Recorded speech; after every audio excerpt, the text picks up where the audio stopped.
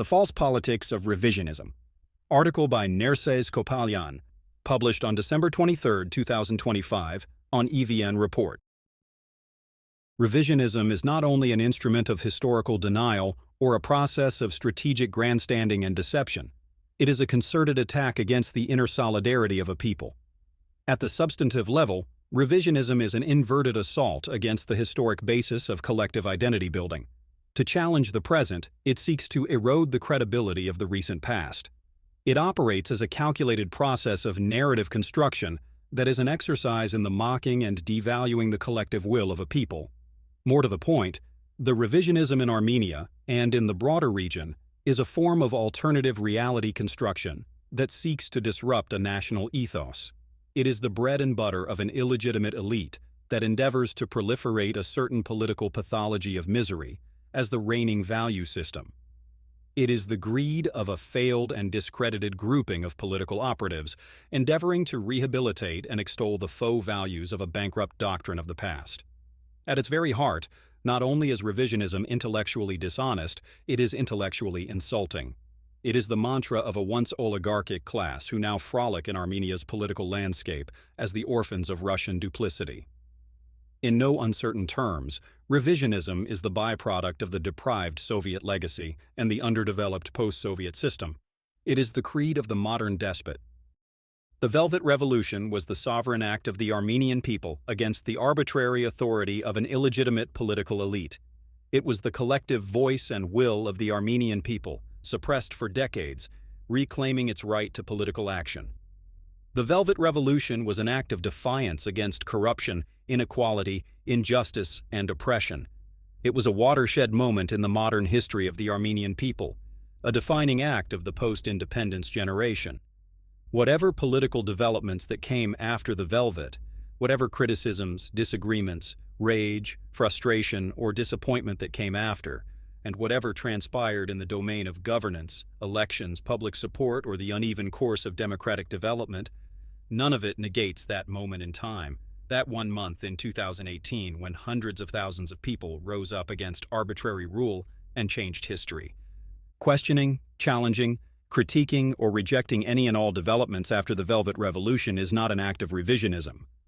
Pondering whether the Velvet Revolution was a good or bad thing, whether it was worth it or not, and whether Armenia would have been better off or not without it, are not acts of revisionism.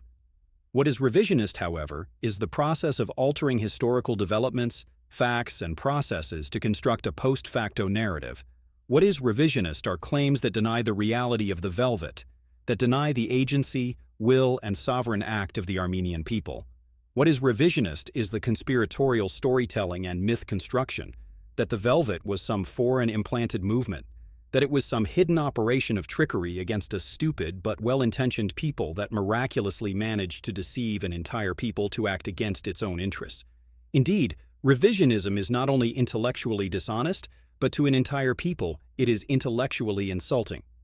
But this isn't the first time that Armenian society has been subjected to revisionism. It has observed and been subjected to the vile revisionism of the Aliyev regime in Baku for some time. For the Aliyev regime, black is white, dark is light, hot is cold, and up is down.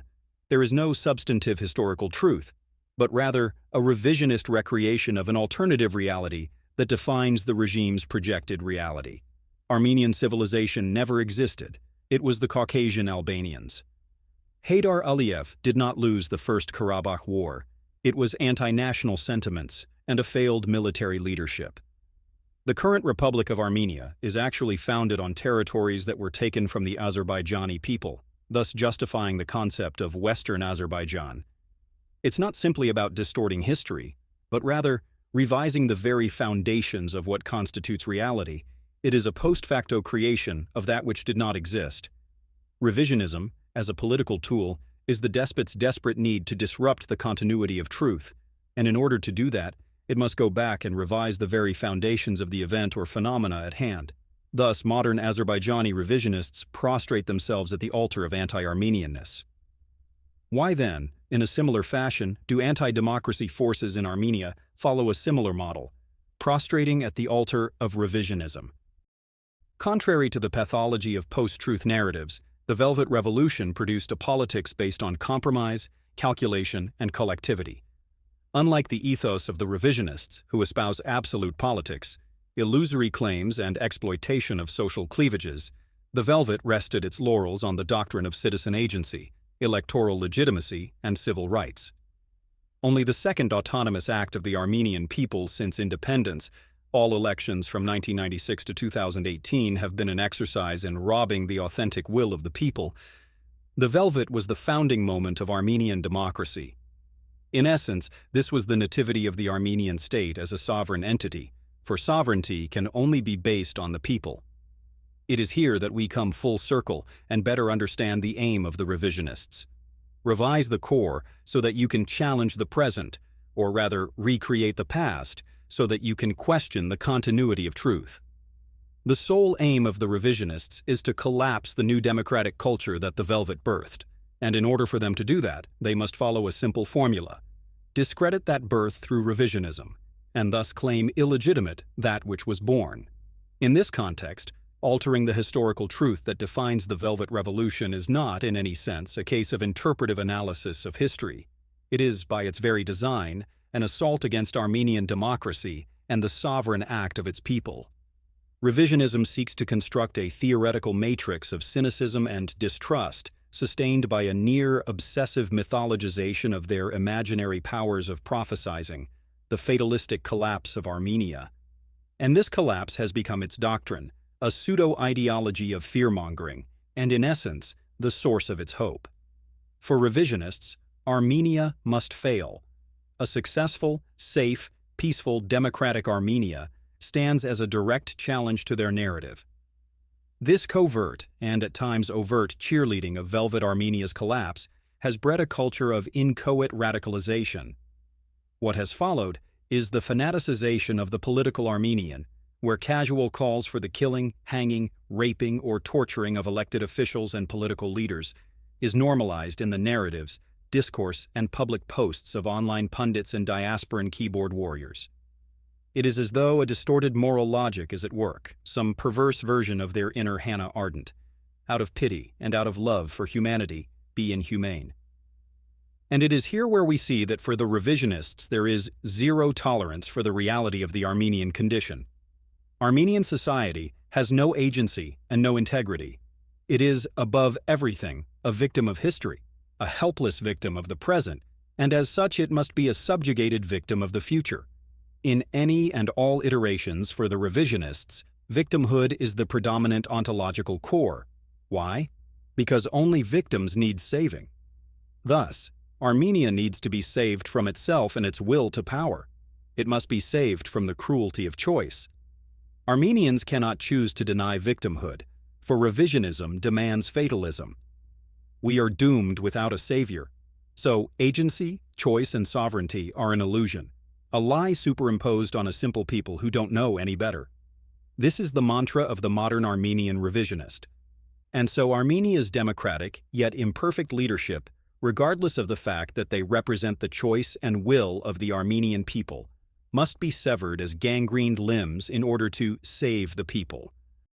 A certain pathological imagery of cruelty has become the postulate of this savior class. But what this is about, above and beyond anything, is not saving Armenia, but rather saving themselves as a failed and discredited political class. It is the expression of visceral rage against their own political impotence. So what better way to masquerade ideological poverty, political failure, and lack of credibility than by superimposing an artificial culture war based on jingoistic purism, an unintelligible rigorism of virtue to cloak their lack of political legitimacy beneath the veneer of dishonest nationalism. How are the revisionists trying to do this? By rehabilitating the failed political system of the last 3 decades. Armenia was truly sovereign under the pre-Velvet regimes, and not under the current Western-funded puppets. Claims of corruption and systemic abuse of power were exaggerations and half-truths fed to the Armenian people to turn them against their pragmatic leaders. The likes of Kopalyan and Sargsyan, and the cadre of oligarchic elite, were war heroes and standard-bearers of the strong Armenian state, unlike the post-Velvet system that sold Armenia to the globalists.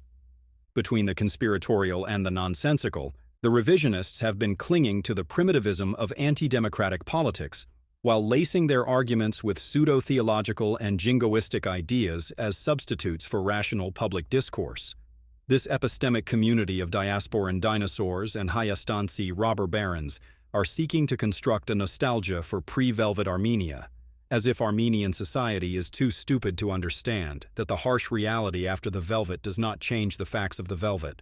But the most unique thing about all revisionists, from autocratic capitals to the halls of the Kremlin, to the akums of the prelacy churches, to the ugly mansions of former oligarchs, is straightforward. They themselves don't believe in the lies that they spew. Revisionism is not about building something, but rather about tearing something down.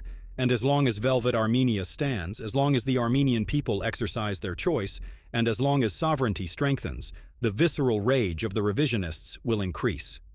Why? Because they are not seeking the truth. They are enraged at it.